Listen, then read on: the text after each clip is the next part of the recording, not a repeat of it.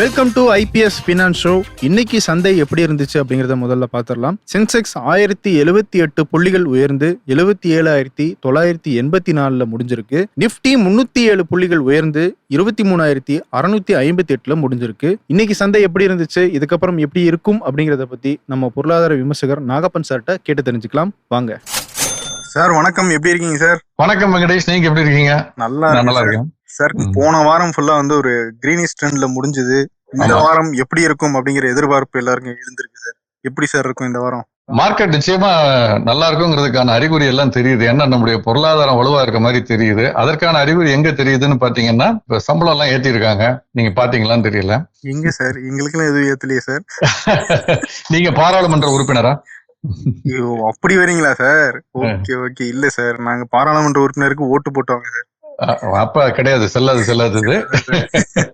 நீங்க பாராளுமன்ற உறுப்பினராக இருந்தால் 1,00,000 ரூபாயிலிருந்து 1,24,000 ரூபாய் சம்பளம். டெய்லி 24%, அது 24% அதிகரிச்சிருக்காங்க. டெய்லி அலவன்ஸ் 2,000 ரூபாய் இருந்ததுல 25% அதிகரிச்சு 2,500 ரூபாய். Pension members, ex members of parliament, அது 25,000 இருந்தது 31,000 அதிகரிச்சிருக்காங்க. அதுவுமே கிட்டத்தட்ட 20%க்கு மேல ஏற்றம். எல்லாமே 20%, 25%, 24% ஏற்றத்துல இருக்கு. இது எல்லாமே 2023 ஏப்ரல் 1ஆம் தேதியிலிருந்து. ஏன்னா இப்ப நீங்க திடீர்னு இன்னைக்கு அனௌன்ஸ் பண்ணிட்டு நாளையில இருந்து சொல்லக்கூடாது இல்லையா? அதனால அவங்களுடைய சிரமத்தை புரிஞ்சுக்கிட்டு முன்னால இருந்தே அரியர்ஸோட சேர்த்து அது கொடுக்கறதா சொல்லியிருக்காங்க. இது போக மற்ற அலவன்ஸ் எல்லாம் என்ன இருக்குன்னு எனக்கு தெரியாது. அது எம்பியா இருக்கவங்களுக்கு தான் தெரியும். பிளைட்டுக்கு இருக்கா, வேற டிராவலுக்கு இருக்கா, டோல்கேட்ல கொடுக்கணுமா இல்லையா, என்ன இதெல்லாம் உங்களுக்கு என்ன விட அதிகம் தெரியும்னு நினைக்கிறேன். பட் இவ்வளவு அலவன்ஸ் எல்லாம் வாங்கிட்டு போய் கன்ஸ்ட்ரக்டிவா எதுவும் பண்ண மாட்டாங்க சார். அது எப்படி சொல்றீங்கன்னு எனக்கு தெரியல. பாராளுமன்றம் நடந்துகிட்டு தானே இருக்கு. பாதி நேரம் பாக்குறீங்க, பாதி பேர் இருக்காங்க அங்க. சோ உங்க கவலையெல்லாம் மீதி பேரை பத்தி தான் இருக்குது. நீங்க ஹாஃப் கிளாஸ் எம்டி அப்படி நீங்க எதை பாக்குறீங்க, உங்க பார்வையில தான் கோளாறு இருக்கதான் நான் நினைக்கிறேன். சரி, இன்னைக்கு மார்க்கெட்டை பத்தி பேசுவோம். இதுக்கு மேல அரசியல் வேண்டாம், உடம்பு தாங்காது. ஓகே சார், இன்னைக்கு நம்ம மார்க்கெட்டுக்கு வந்துருவோம் சார். இந்த வாரம் மார்க்கெட் எப்படி சார் இருக்கும்? மார்க்கெட் துவக்கமே புல்லிஷா தான் துவங்கி இருக்கிறது. போன வாரம் 5 நாட்களும் ஏற்றத்தில், இன்னைக்கும் ஏற்றத்தில். கிட்டத்தட்ட இந்த 6 நாட்களும் பாத்தீங்கன்னா அட்வான்ஸ் டிக்ளைன் ரேஷியோ என்று சொல்லக்கூடிய அந்த குறியீட்டில் உள்ள 50 பங்குகள் நிப்டில, சென்செக்ஸ்ல இருக்கக்கூடிய 30 பங்குகள்ல தொடர்ந்து விலையேற்ற பங்குகளுடைய எண்ணிக்கை அதிகமா இருந்தது. பிராடர் மார்க்கெட் எடுத்துக்கிட்டாலும் இன்னைக்கும் சேர்த்து விலையேற்ற பங்குகளுடைய எண்ணிக்கை விலை இறக்க பங்குகளுடைய எண்ணிக்கையை விட அதிகமா இருக்கு. அதே மாதிரி 52 வார உச்சத்தை தொட்ட பங்குகளுடைய எண்ணிக்கையும் இன்னைக்கு அதிகமா இருக்கு. அப்பர் சர்க்கியூட்டை தொட்ட பங்குகளுடைய எண்ணிக்கை இன்னைக்கு அதிகமா இருக்கு. எல்லா செக்டார்ஸுமே தொடர்ந்து கடந்த சில நாட்களாகவே பிராடர் மார்க்கெட்டா இருக்கட்டும், Nifty 100, Nifty 200, Nifty 500, mid cap, small cap, செக்டாரை பார்த்தா எல்லா செக்டார்ஸுமே கடந்த சில நாட்களாக தொடர்ந்து ஏற்றத்தில் இருப்பதை பார்க்கிறோம். சோ நான் போன வாரமே சொன்னேன், அந்த நெகட்டிவ் ட்ரெண்ட் அப்படிங்கிறது தற்காலிகமாக ஒத்தி வைக்கப்பட்டிருக்கு. இப்போதைக்கு அது வரப்போறதுக்கான வாய்ப்புகள் மிக குறைவு. சோ இப்போ அந்த ட்ரெண்ட் கொஞ்சம் ஸ்லைட்லி புல்லிஷா தான் போய்கிட்டு இருக்கு. அப்படின்னு அந்த புல்லிஷ் ஏற்கனவே இருந்ததுடைய கரெக்ஷன், அந்த கரெக்ஷன் முடிந்து ஒரு புல் பேக் ரேலி தொடர்ந்துகிட்டு இருக்குங்கிறத பாக்குறோம். சில பேருக்கு கொஞ்சம் வருத்தம் ஏற்பட்டிருக்கு சார். என்ன, இப்பதான் நம்ம கம்மியாகுது, சரி வாங்கி போடலாம் அப்படின்னு நினைச்ச உடனே ஏறிடுச்சு, இப்ப நம்ம என்ன பண்றது அப்படிங்கிற மாதிரி சில வருத்தத்துல இருக்காங்க சார் சிலர். இது நல்ல வருத்தம். நான் முன்னாடி சொன்னேன், ஃபியர் ஆஃப் மிஸ்ஸிங் அவுட்னு சொல்லுவோம், FOMO, FOMO. அதுல மாட்டிக்காதீங்க. ஏன்னா 5 மாதங்களுக்கு மேல் 6வது மாதமாக தொடர்ந்து வீழ்ச்சியில இருந்துட்டு 6 நாள் தான் ஏறி இருக்கு. 6 மாத வீழ்ச்சி கண்ணுல தெரியல, அப்ப வாய்ப்பு கிடைக்கலையா? இப்ப 6 நாள் ஏறினதுலதான் வாய்ப்பை விட்டுட்டோமா? அந்த மாதிரி நம்ம நினைக்க கூடாது. மீண்டும் வாய்ப்பு கிடைக்கிறதுக்கான வாய்ப்புகள் அதிகமா இருக்கிறதான் நான் பாக்குறேன். அதுதான் நம்ம சென்ற வாரம் பேசணும். இந்த ரேலி திரும்ப 26,000க்கு போய் 26,500 தாண்டி அதுக்கு மேல ஏறணும்னா ரொம்ப ஒரு பிளாக் ஸ்வான் ஈவெண்ட்னு சொல்லுவோம். அந்த மாதிரி ஒரு பெரிய ஈவெண்ட் ஏதாவது நடந்தால்தான் உண்டு. அதர்வைஸ் அகைன் இந்த புல் பேக் கரெக்ஷன் சைட்வேஸ் மூவ்மெண்ட்ங்கிறது தொடர்ந்து இருக்கும் தான் நான் நினைக்கிறேன். நிப்டியை பொறுத்த வரைக்கும் அந்த 23,400ங்கிற ஒரு 500ங்கிறது வலுவாக தாண்டி இருக்கு இன்னைக்கு. ஸோ நாளைக்கு மோஸ்ட்லி இது சஸ்டெயின் ஆகிறதுக்கான வாய்ப்புகள் அதிகம். என்னன்னு பாத்தீங்கன்னா, அமெரிக்க சந்தைகள் சென்ற வாரமே நான் சொன்னேன், நம்மளை பின்பற்றுறாங்களா அப்படின்னு. நம்ம அதிகரிச்சுக்கிட்டே இருந்த பொழுது அவங்க முதல்ல இறங்கிட்டு இருந்தவங்க இப்ப பாத்தீங்கன்னா அமெரிக்க சந்தை இன்னைக்கு 1%க்கு மேல முன்பேற வணிகத்துல ஏற்றத்தில் இருக்கிறது. US 100, US 30, US 500 3 குறியீடுகளும், டெக்னாலஜி குறியீடு, பிராடர் இண்டெக்ஸ் எல்லாமே இன்னைக்கு ஏற்றத்துல இருக்கு. ஜாப்பனீஸ் பங்கு சந்தையா இருக்கட்டும், பிரான்ஸ், ஜெர்மனி, இட்டாலி, எல்லாமே, ஆஸ்திரேலியாவை தவிர எல்லா பங்கு சந்தைகளும், ஷாங்காய் குறியீடு எல்லாமே இன்னைக்கு ஏற்றத்தில் இருப்பதையும் பார்க்கிறோம். அதனால இந்த வாரம் இந்த புல்லிஷ் ட்ரெண்ட் தொடர்வதற்கான சாத்தியக்கூறுகள் இருக்கிறது, அட்லீஸ்ட் மிட் வீக் வரைக்கும். அதற்கு பிறகு ஒரு கரெக்ஷன் வரலாம். ஒரு சைட்வேஸ் மூவ்மெண்ட்டோ கரெக்ஷனா வரலாம். அதனால முதலீட்டாளர்கள் போன வாரம் வரைக்கும் நமக்கு வேற மாதிரி கவனமா இருக்கணும்னு சொன்னோம். ரொம்ப வேகமா இறங்கிட்டு இருக்கையில பல்கா வாங்கிடாதீங்க. இப்போ வந்து இது ஏறிட்டு இருக்கிறத நம்பியும் பல்கா வாங்கிடாதீங்க. இப்பவும் கவனமா இருக்க வேண்டிய காலகட்டம் தான் நான் நினைக்கிறேன். இந்த 6 நாள்ல நம்ம மிஸ் பண்ணிட்டோம்ங்கிறதெல்லாம் வந்து இந்த 6 நாள் கழித்து கூட இன்னும் ஏறாத பங்குகள் நிறைய இருக்கு. நம்ம தனிப்பட்ட பங்குகளை பேச முடியாதுங்கிறதுனால என்னால சொல்ல முடியாது. பட் 6 மாதத்திற்கு 5 மாதத்திற்கு 4 மாதத்திற்கு முன்பு இருந்ததை விட நல்ல தரமான பங்குகள், முன்னணி பங்குகள், நல்ல ப்ரொமோட்டர்ஸ், கிரெடிபிள் ப்ரொமோட்டருடைய பங்குகள் இப்போ கூட 20% இறங்கி இருந்துச்சுன்னா 2% 3% தான் ஏறி இருக்கு. நம்ம அந்த கடைசி 2% பிடிக்க நினைக்கிறதுனாலதான் இந்த ப்ராப்ளம் எல்லாம் வருது. ஒரு பக்கம் பங்குச்சந்தை ஏறிட்டு இருக்கு சார், இன்னொரு பக்கம் கமாடிட்டிஸ் எப்படி இருக்கு சார்? இதுல விட்டதை அதுல பிடிக்கலாமா சார்? இல்ல, கமாடிட்டிஸ் பொறுத்த வரைக்கும் இன்னும் கூட அதிக கவனம் தேவைன்னு நான் ஏன் சொல்றேன்னா, அது வந்து ஃபியூச்சர்ஸ்ல தான் இருக்கு. ஸ்பாட் மார்க்கெட் ஒன்னு ஆரம்பிச்சு கொஞ்சம் ப்ராப்ளம் ஆகி நிறுத்திட்டாங்க. நேஷனல் ஸ்பாட் எக்ஸ்சேஞ்சுனா அது இப்ப இல்ல. பட் இது எல்லாமே பெரும்பாலும் வந்து இதனுடைய வணிகம் வந்து டெலிவரி ரிசல்ட் ஆகிறதே கிடையாது. இது எல்லாமே ஃபியூச்சர்ஸ் வணிகம், முன்பேற வணிகம். முன்பேற வணிகம்ங்கிறதே வந்து லீவரேஜ்டு, ஹைலி லீவரேஜ்டு. ₹1 போட்டு ₹10 பொருளை வாங்குறோம், வந்தா ₹10 லாபம் கிடைக்கும், போனால் ₹10 நஷ்டம்ங்கிறப்ப நம்ம ₹1 10 அது போட்ட போனோம், இன்னும் அதிகமா நம்மகிட்ட இருந்து வாங்கிட்டு போயிடுவாங்க. சோ ரொம்ப கவனமா இருக்கணும். பட் கமாடிட்டிஸை பொறுத்த வரைக்கும் தங்கம், வெள்ளி, க்ரூட் மூன்றுமே ஒரு ஸ்லைட் பாசிட்டிவான ஒரு ட்ரெண்ட்ல தான் எம்சிஎக்ஸ் சந்தையில இருக்கு. 1,01,000 தாண்டிய வெள்ளி பிறகு 98,000 தொட்டுச்சு. இப்ப அந்த 98,200 கிட்ட இருக்குது.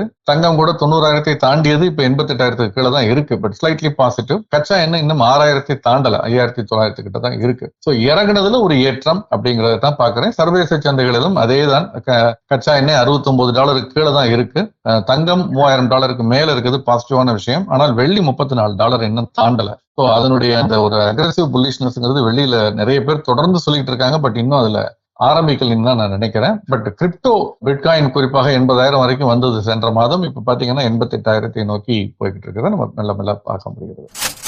அடுத்து ஒரு செய்தி ஒண்ணு பார்த்தேன்.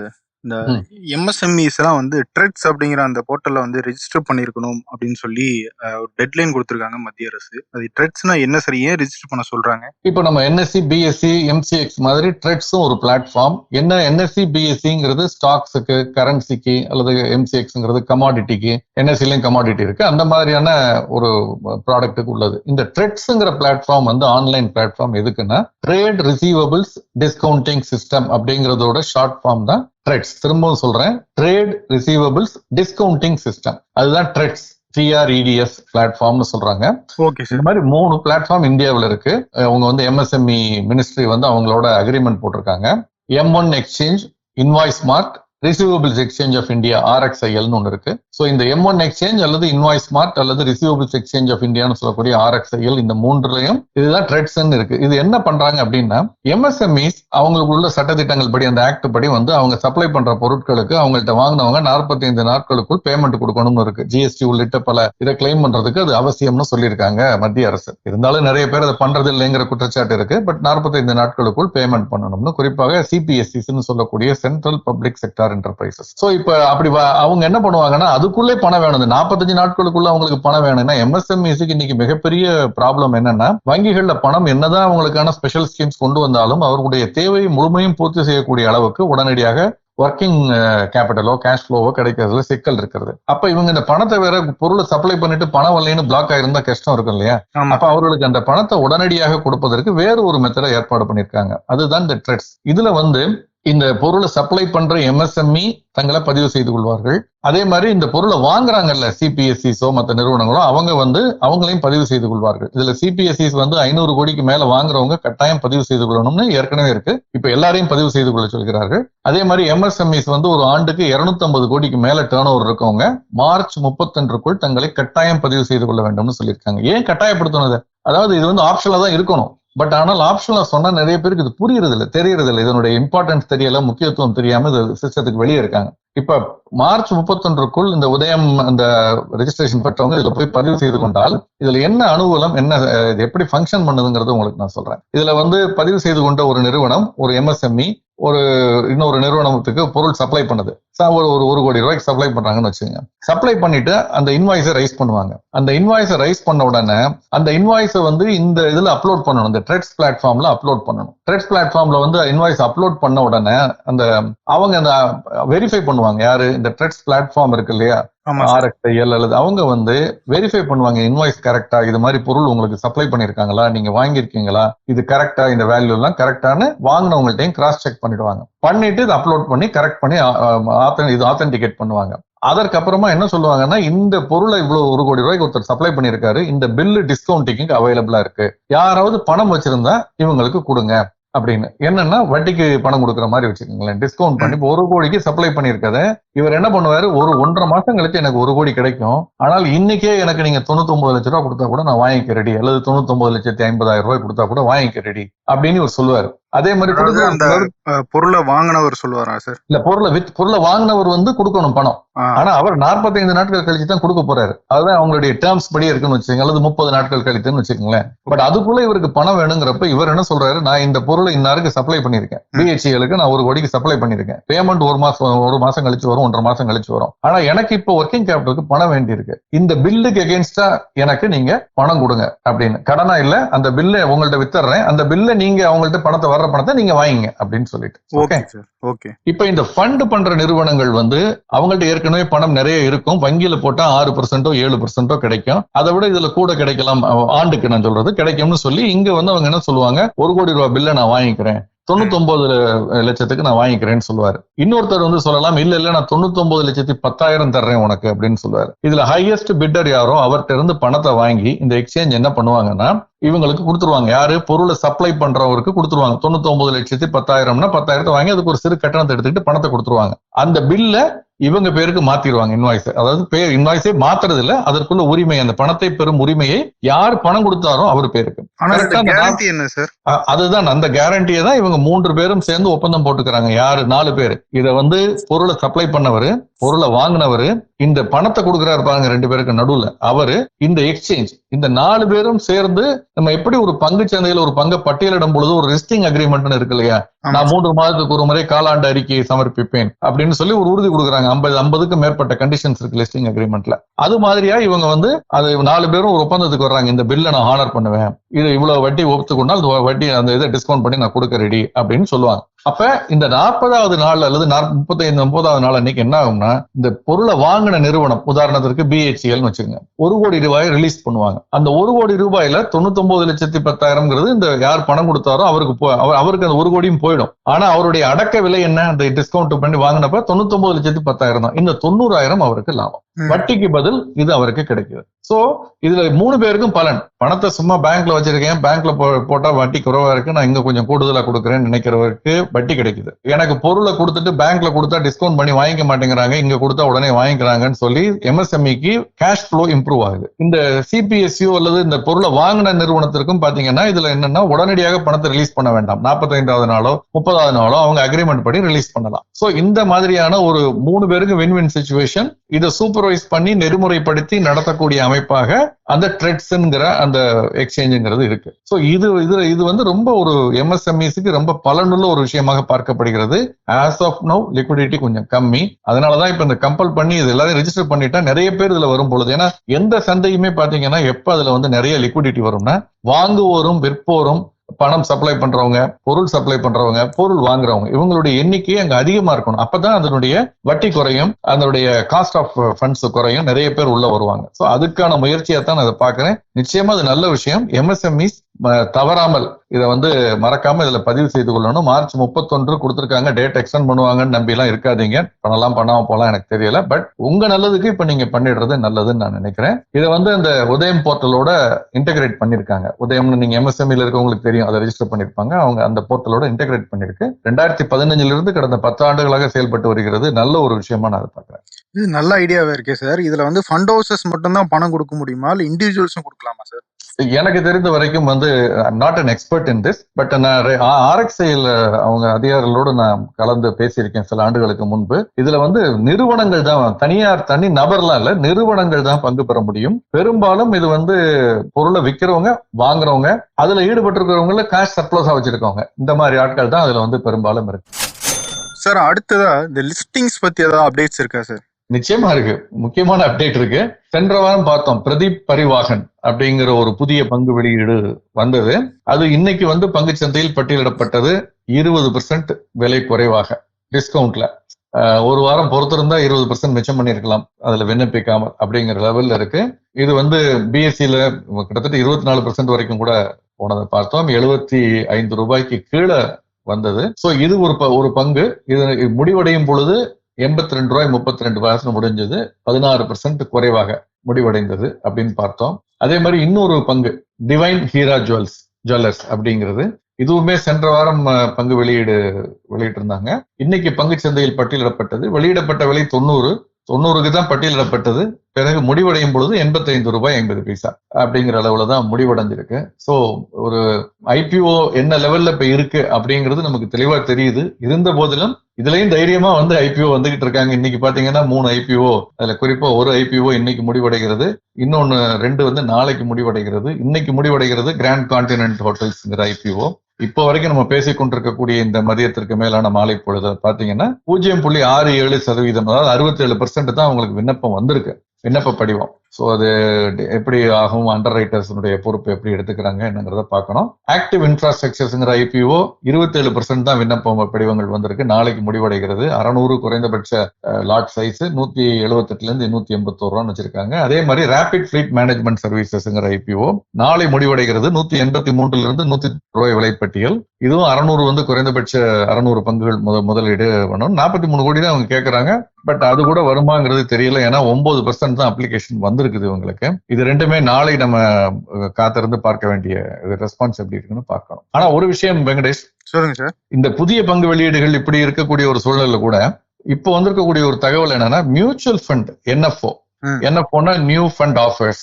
இப்ப ஐபிஓல இனிஷியல் பப்ளிக் ஆஃபருமோ முதலில் ப்ரொமோட்டர் பங்கை விற்கும் பொழுது ஆஃபர் ஃபார் சேல் அப்படிம்போம், அல்லது ஃபாலோ ஆன் பப்ளிக் ஆஃபர்னு அப்புறம் தொடர்ந்து வரக்கூடியதை சொல்லுவோம். அது மாதிரி என்எஃப்ஓன்னு சொல்றது. இந்த என்எஃப்ஓவினுடைய எண்ணிக்கை பாத்தீங்கன்னா, இதுக்காக செபியிடம் பதிவு செய்திருப்பவர்களுடைய எண்ணிக்கை பாத்தீங்கன்னா 2024 விட அதிகமா இருக்கு அப்படின்னு சொல்றாங்க. இது வரைக்கும் பாத்தீங்கன்னா 64 நியூ ஃபண்ட் ஆஃபர்ஸுக்கு ஃபைல் ஆயிருக்குன்னு சொல்றாங்க.